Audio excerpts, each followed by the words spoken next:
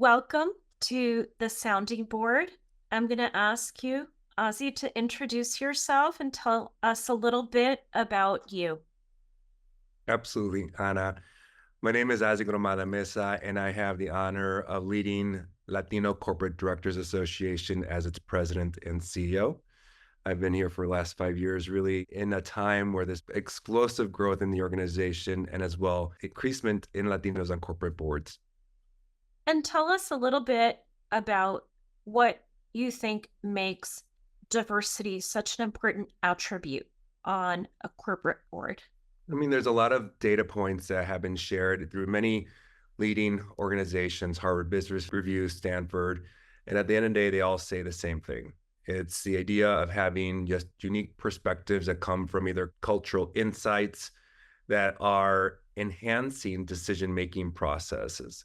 So these could lead to more innovative solutions and better understanding of different markets and consumer needs. Specifically talking about the Latino market, it's market representation and growth. Latinos represent a significant and growing demographic in many countries, particularly here in the US. So having the Latino representation on boards can help companies understand this growing dynamic and connect to this important consumer base and employee base that would lead to increased market opportunities, growth, and loyalty and retention within corporations. And then thirdly, just enhance reputation and inclusivity. Companies that prioritize diversity and inclusion are often viewed as more favorable to consumers, investors, and or stakeholders. And in the world today, where there are organizations like LCDA, there are tracking board progress in terms of composition, transparency, disclosure of their board matrices and skill sets.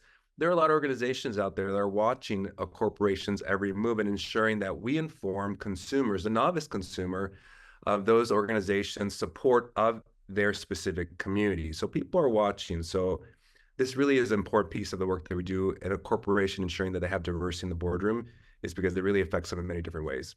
And tell me a little bit about how you would recommend that a board think about filling a vacancy, in particular with diverse candidates.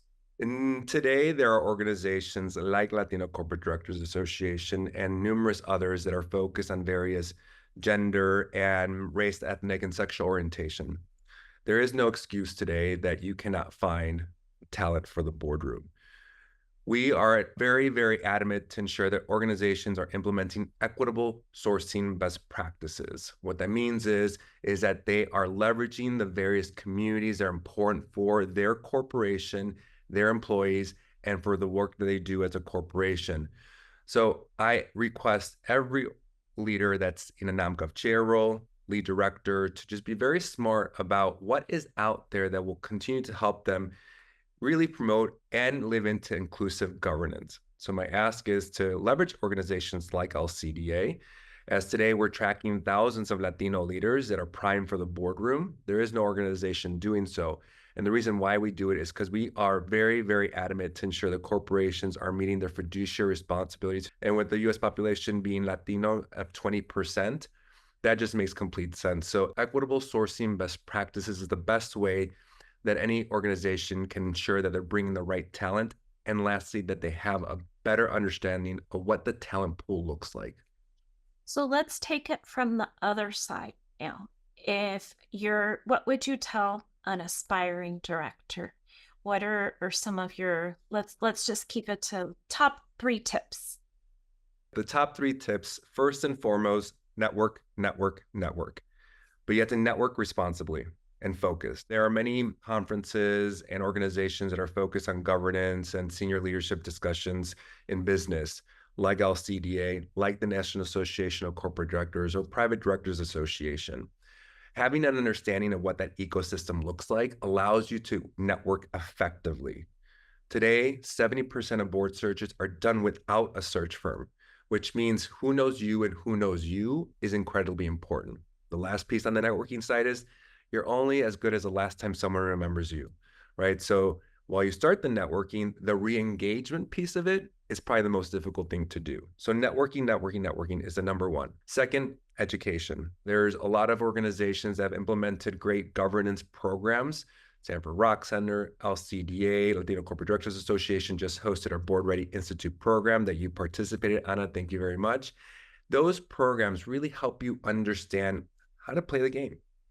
There is a way to be able to navigate the boardroom to lead to those opportunities and to be able to sell your story, your value proposition in the most effective way. And then there are other programs like the NECD that allow you to have a better understanding of governance once you land that board seat. So having an understanding of what these tools and resources can provide you is super important. So education is essential. Thirdly, it is about being patient.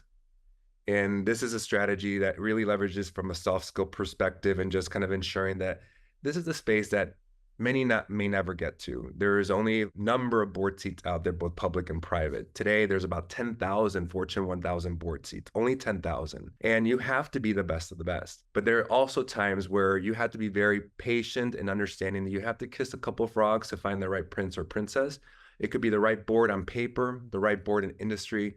But if you go into the boardroom and go into the interview to land that board seat and something doesn't feel right, either the board culture is off, something about the strategy doesn't really align to you, or the CEO or yourself just don't get along, having those nuances and understanding, you know what, this might not be the right thing for me and step away, it's okay. But that doesn't mean you're not progressing. You're learning about the way that this board culture works and the process.